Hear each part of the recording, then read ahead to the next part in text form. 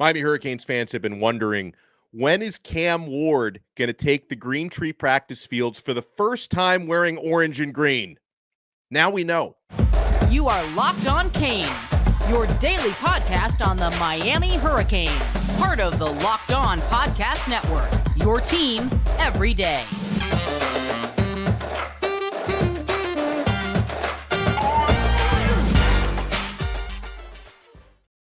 Happy Wednesday. It is Wednesday, right?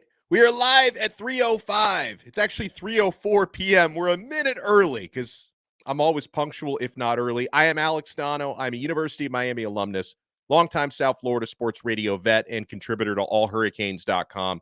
Thank you so much to the everydayers for making Locked On Canes your first listen. We are available free wherever you get your podcasts. We are free on YouTube. We're part of the Locked On Podcast Network, your team every day. Today's episode is brought to you by LinkedIn. These days, every new potential hire can feel like a high-stakes wager for your small business. That's why LinkedIn Jobs helps you find the right people for your team faster and for free. Post your job for free at linkedin.com/lockedoncollege. Terms and conditions apply.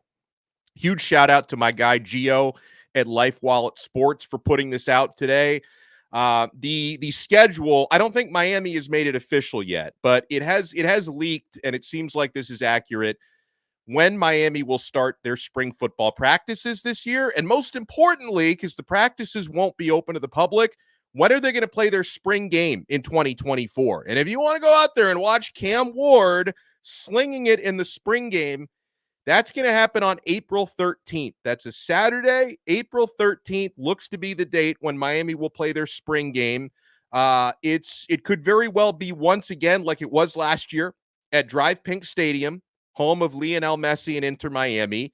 It's not out of the realm of possibility that the spring game could be at Hard Rock Stadium. I don't know how many 15, 20 miles separate those two venues. So if you're going to be in South Florida on April 13th, go out to the spring game. Should be a really good time. And obviously, heading into the third year of the Mario Cristobal era, heading into the one-year Cam Ward era is going to be really exciting for Miami fans. April 13th looks to be the day that the spring game, but that's not when spring practice will start. Ward and company are going to take the Green Tree Fields for the first time on Monday, March 4th.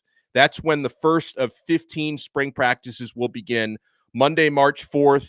They'll practice basically every other day. They'll take a break for spring break in the middle of it. But guys, I don't know about you. We're about a month and a half away from spring football. I know it's not games. We're talking about practice, but I am jonesing for spring football. I am jonesing for the position battles. On this episode, I am going to be answering some questions from you guys on the Locked On Canes Insiders chat, and I'll be addressing some of the questions from the live chat as well. Be like our guy Andy and smash that like button, and make sure you subscribe to Locked On Canes on YouTube. And thank you guys out there so much for supporting the show. We will talk about Caleb Downs, who's in the transfer portal from Alabama, where I think he's going to end up. But yeah, a question that I've been asked, and I definitely did my due diligence on this one to make sure, right? Because obviously there had been a change in decision within the past couple of weeks. But I got this question from Richard M., who says, hey, is Cam Ward on campus? Did he sign a letter of intent, or does he have to wait to the next signing window? Could he change his mind again? Someone says, even if he's in school, can he withdraw? So Richard, you seem stressed out, first of all. Don't worry. Not only is Cam Ward officially signed, he is a Miami Hurricane. He is on campus. You see that? You were looking there at the face of Cam Ward and the face of the guy who's probably going to be his top receiver this coming season, was Miami's top receiver in the ACC this past year, Xavier Restrepo. You see X and you see Cam Ward, and that is Miami's campus behind them. So Cam Ward is on campus. He is enrolled in classes at Miami. He is going to be around for all the offseason stuff, all the lifting sessions, all the meetings with the strength coach that are going to take place. And on March 4th, when Miami hits those Green Tree practice fields for the first time, Ward is going to be out there, and he is going to be presumably Miami's starting quarterback for the 2024 season. So, you know, when I think about spring football, obviously you have a good idea who your starting quarterback is going to be. The stud who just came over from Washington State, threw for over 3,700 yards last year, 25 touchdowns to 7 interceptions, extending plays, all the magic tricks that Cam Ward does.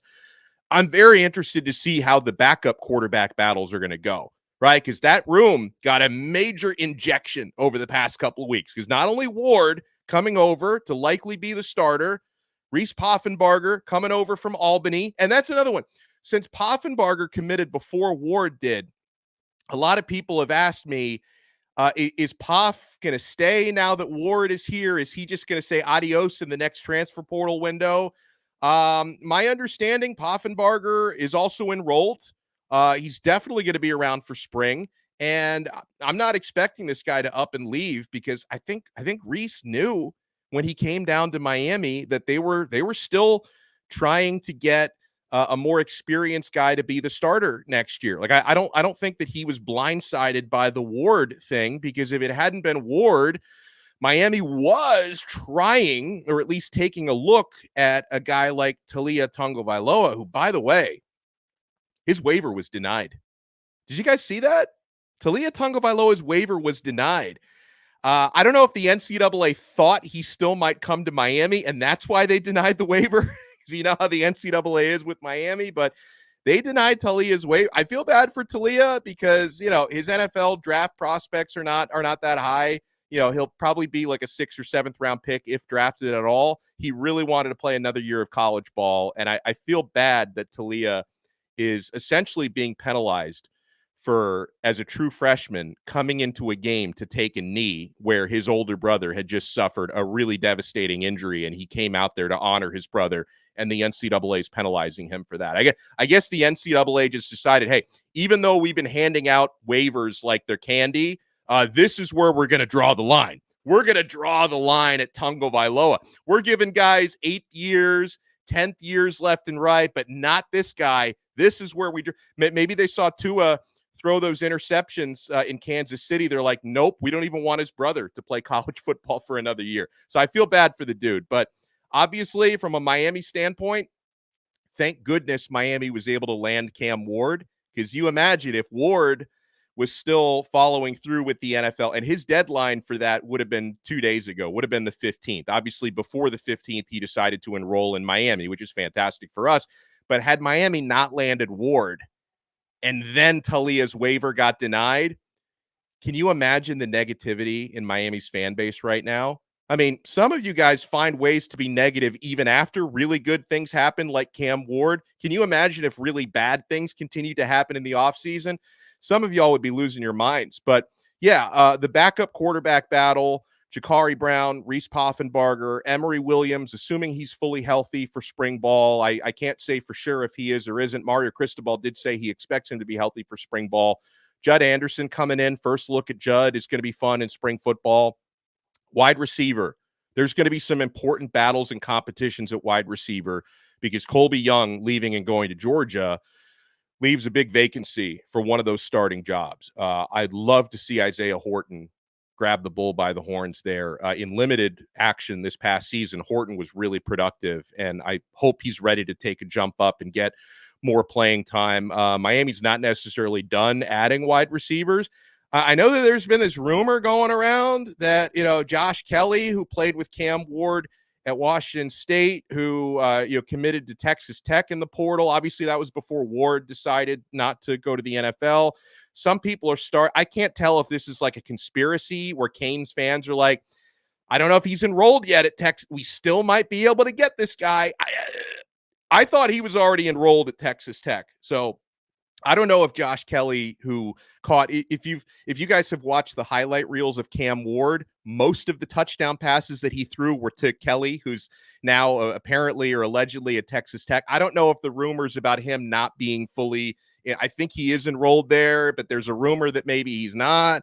You know, there also is another transfer portal window coming up about 3 months from now. So, you know, if he really wants to play with Cam, there could be an opportunity to do that. Miami's getting a visit from JUCO wide receiver Leland Smith later on this month, who seems really good from what I've been able to watch of Leland. And he's got a great build, 6'5", 205 pounds, runs supposedly a 40-yard dash, which is incredibly fast and has a crazy vertical leap.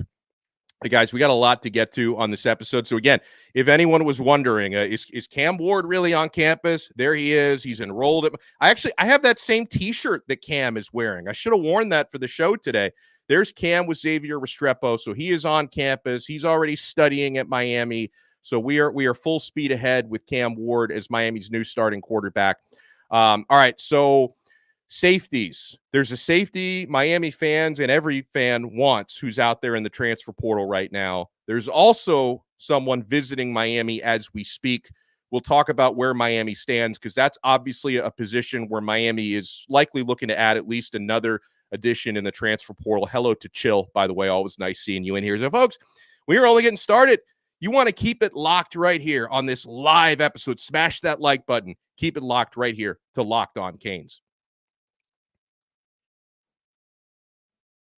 I know you're keeping it locked to LinkedIn Jobs. If you're a small business owner, even if you're not, this is a lifesaver for you guys because at the start of the new year, every small business owner is asking themselves the same question. What's the one move I can make that'll take my business to the next level in 2024? LinkedIn Jobs knows that your success all depends on the team you surround yourself with. That's why LinkedIn Jobs has created the tools to help find the right professionals for your team faster and for free.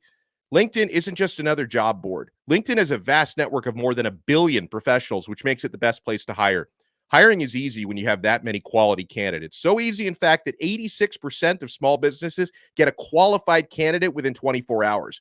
That's why small businesses rate LinkedIn Jobs #1 in delivering quality hires versus leading competitors. LinkedIn also knows that small businesses are wearing so many hats and might not have the time or resources to hire. Thankfully, with LinkedIn, the process is intuitive, quick, and easy.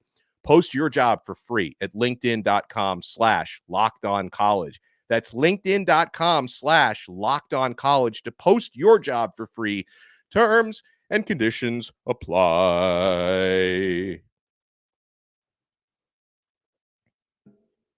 Thank you so much for making this live episode of Locked On Canes your first listen and your first watch today.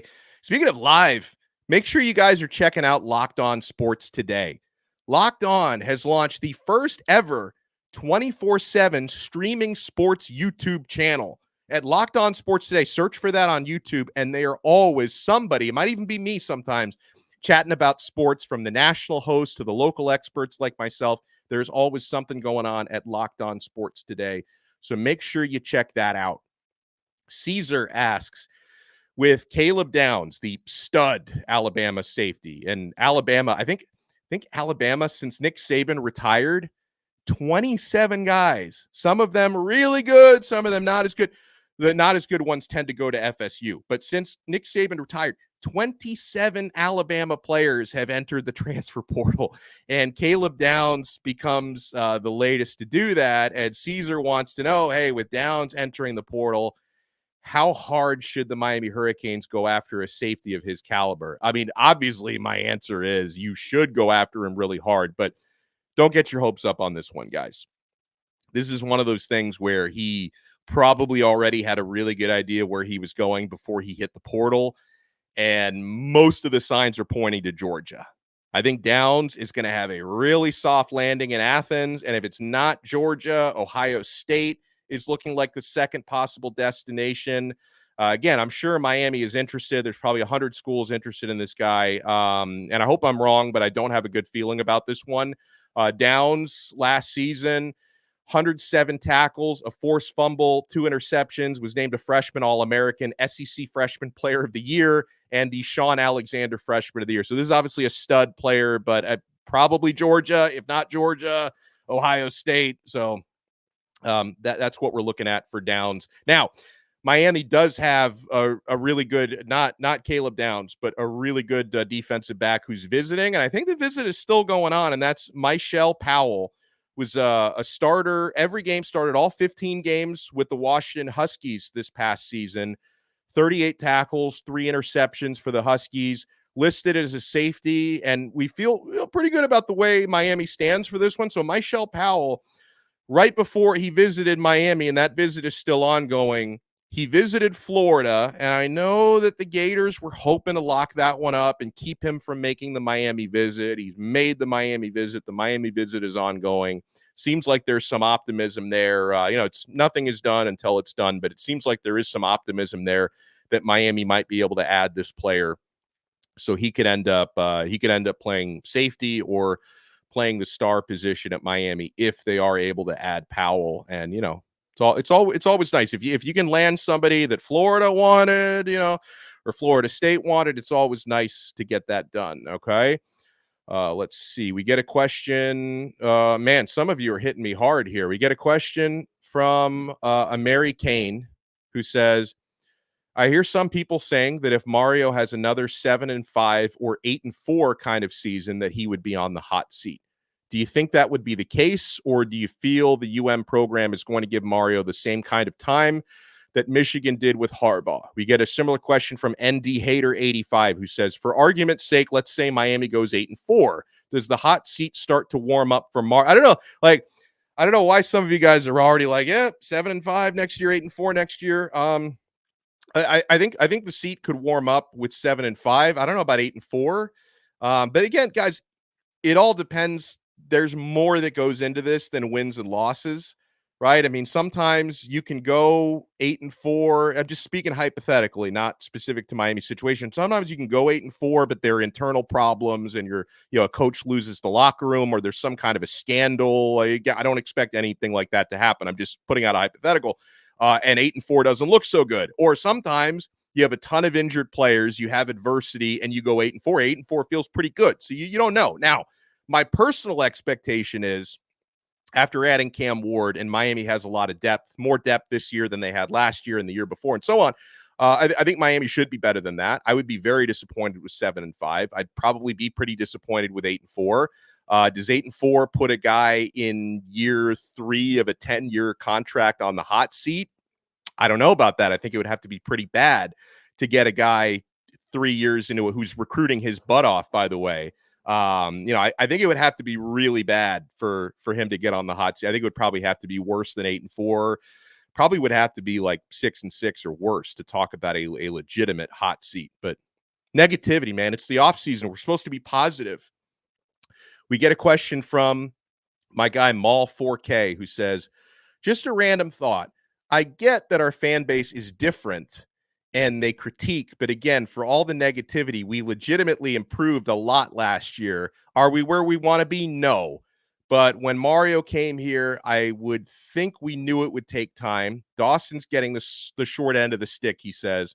We're almost dragging him, and we can find a narrative to fit our perspective. But the fact is, with what we had, Mario has improved the team. Yeah, listen, I think if anything, the improvement, it's not come rapidly enough for a lot of people. And this is a big year coming up. This is going to be the best roster Mario has had at Miami coming into this year. The best quarterback Mario Cristobal has had since he had Justin Herbert at Oregon. Like, this is going to be the best quarterback. Sorry, Tyler Van Dyke, but Cam Ward is going to be the best quarterback Mario Cristobal has had at Miami. So the expectations will definitely get higher. And this is going to be a really, really important year coming up to show everyone nationally and locally what the direction of this program is.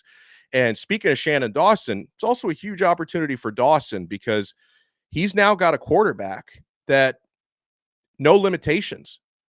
There really should not be any limitations to the type of offense you're going to run for Cam Ward. And, apparently Ward is interested in lining up under center a little bit more, probably to help him prepare for the NFL. This is going to be the best offensive line that Cam Ward has ever played behind. His offensive lines at Washington State were not good.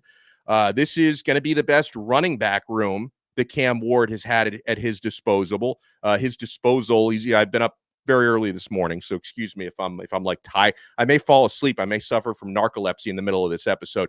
There's good wide receiver talent, and I hope Miami can get the tight ends more involved. So there's, if the offense looks bland and vanilla, there's no excuse for that this year because you got a quarterback that should not give you any limitations offensively.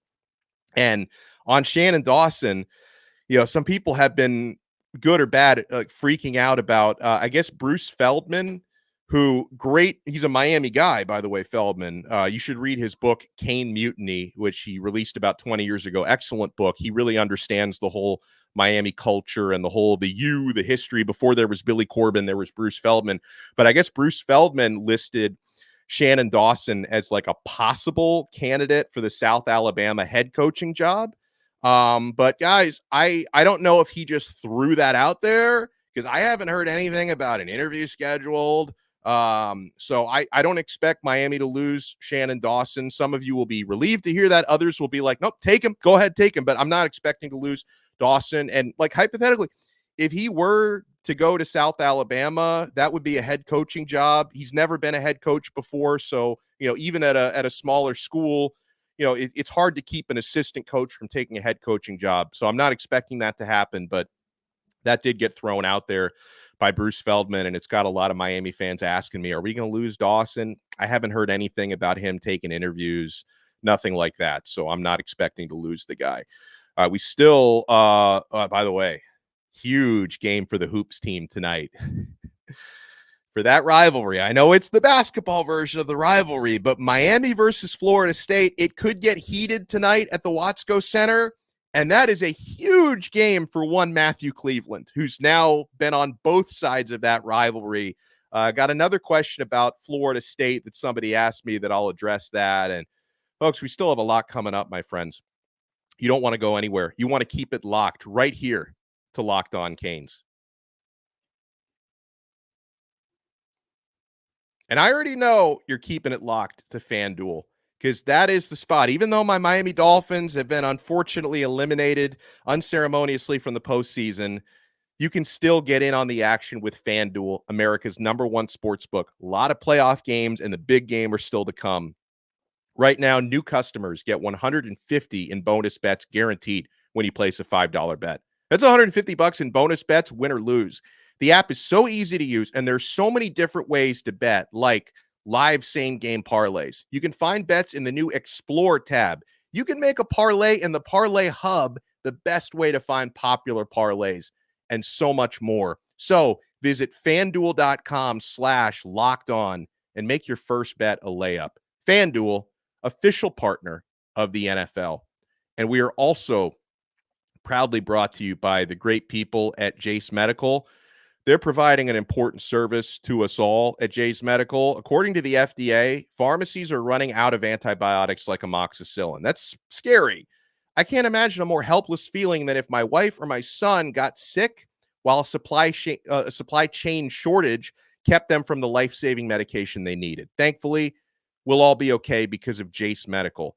The Jace case is a pack of 5 different antibiotics to treat a long list of bacterial illnesses, including UTIs, respiratory infections, sinusitis, skin infections, among others, because this stuff could happen to any of us. Visit jacemedical.com and complete your physician encounter. It's going to be reviewed by a board-certified physician, and your medications will be dispensed by a licensed pharmacy at a fraction of the regular cost. It's never been more important to be prepared than today. Go to jacemedical.com. That's JASE medical.com, and use offer code LOCKEDON to get $20 off your order with Jace Medical. Thank you so much for making this live episode of Locked On Canes your first listen and your first watch today.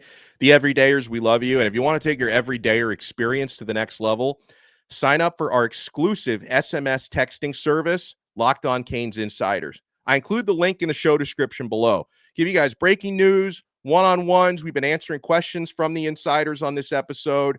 This gives you great access. Basically, I mean, I do sleep, but basically I'm not like Mario Cristobal. I do sleep, but it gives you practically 24/7 access to the show. Try it free for 14 days with the link in the show description below. Then if you like it, you can opt in for $4.99 a month. We try to give you a lot of added value on there. Josh from Oklahoma City asks, hey, are we going after a pass-catching tight end? Always in recruiting. I know, I think Brock Schott is the name of a 2025 that Miami is hot on the trails for, one of the better tight ends out there. As far as like transfer portal, no, I don't think Miami is going after another one. There's still upside in that tight end room. Elijah Arroyo has had terrible injury luck the last 2 years. If he can get right, Arroyo can still be really good. I'm not sleeping on young Riley Williams. Probably played a little bit more than Cristobal expected to play him last year. He's going to be a true stud, and I think he can add a lot. He already blocked really well last year. I think he can give you a lot more in the passing game this coming season. Elijah Lofton, I don't know how much he's going to play as a true freshman, but I think he can contribute. Great blocker, which Cristobal loves to have tight ends who can block. It's why Jaleel Skinner is no longer a Hurricane, a good player, but just not the blocker that they were looking for. So, I think Elijah Lofton can make an impact as well. So that's not been a position, to my knowledge, that Miami has been looking at heavily in the transfer portal. We get a question from Big Canes fan who says, hey, how does Florida State's issue with NIL potentially hurt Miami, if at all? I'm not sure why it would hurt. Florida State, they're on 2 years of probation because of an impermissible NIL issue going back to last year, a 5% reduction in scholarships, an assistant coach suspended. Not the end of the world for them, but it's supposedly the most significant NIL infraction that's been handed out, NCAA punishment that's been handed out. So obviously Florida State having an NIL issue doesn't directly hurt Miami. I don't know why you would think that, but it's definitely a warning sign that the NCAA is trying to make examples out of schools when it comes to NIL violations. And we know the NCAA usually targets Miami before they would go after, some of the flagship programs in the SEC or the Big Ten or Notre Dame or something like that. I mean, Miami had the issue with much lesser penalties, but the Cavender twins thing from last year. So the NCAA has come at Miami before. And Miami, I think it's expiring soon, if not already, but they were on 1 year probation. I think that's coming to an end pretty soon. So yeah, I don't see how you would see Florida State being on probation for 2 years as something that's bad for Miami. If anything, having your in-state rival getting penalized and having scholarship reductions and probation is probably good for you when you're competing directly for so many recruits.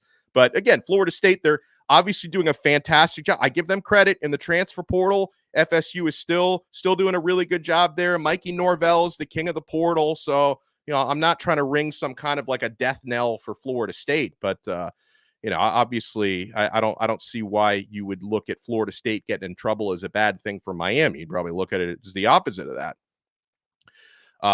We get a question. Ooh, I didn't write this person's name down, but says, hey, if we ever get a drink at Fox's, is Fox's still there? I don't know if it is. I will want to hear about your worst live faux pas on the air. Everyone has one. I mean, some might say I commit faux pas daily here on Locked On Canes, especially when we go live. But yeah, I've been doing this a long time. I've been in the business from radio and obviously more recently podcasting. I've been doing this for almost 20 years. And the worst faux pas. I mean, I've never gotten canceled or anything. I'm not, first of all, I'm not a racist or a sexist or anything like that. So I've never said anything cancelable. But as far as mistakes on the air, I can remember my first live broadcast when I was doing student radio, WVUM at the University of Miami. I got to call a football game. This was 2004 or 2005 at the Orange Bowl. I was about to say Hard Rock Stadium, but Miami was still at the OB at that time. And I was doing my first ever football broadcast, and we're doing a pregame show. And I was so nervous. I was sweating. And really, in reality, there's probably 20 people listening to student radio, but I was so nervous. And I blanked on somebody's name. I was talking about Duke players because Miami versus Duke. And I blanked on somebody's name and I just froze.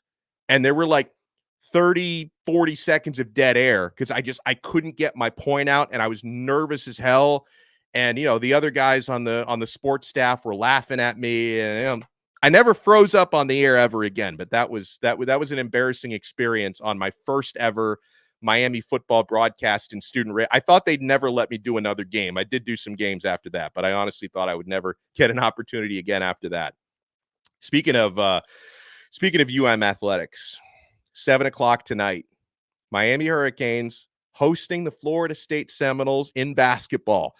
I'm a little nervous. Florida State's a really big team, Miami is not. Florida State has a size advantage. I do think Miami's the better team. Miami's at home. Miami's giving 7.5 points. They're 7.5-point favorites, according to FanDuel, our official sports book, which seems like a lot for me, but I'll tell you, I want the win for obvious rivalry reasons. I want to rub it in Louis T's face, our resident. I don't know if he cares about basketball, but Louis T's the big Florida State fan who watches this show every day. But the funny thing about this rivalry, it causes arguments between football fans because, whoever wins this game tonight, even if you don't, and I do, but even if you don't care about college basketball, you're going to want to brag to the Florida State fans, or Florida State wins, you're going to want to brag to the Miami fans. So it does matter. And I know it matters to Matthew Cleveland. Matthew Cleveland, former Florida State player, now plays for Miami. He transferred into Miami. He hit that buzzer beater for Florida State to beat Miami last year. He's now on the other end of the rivalry.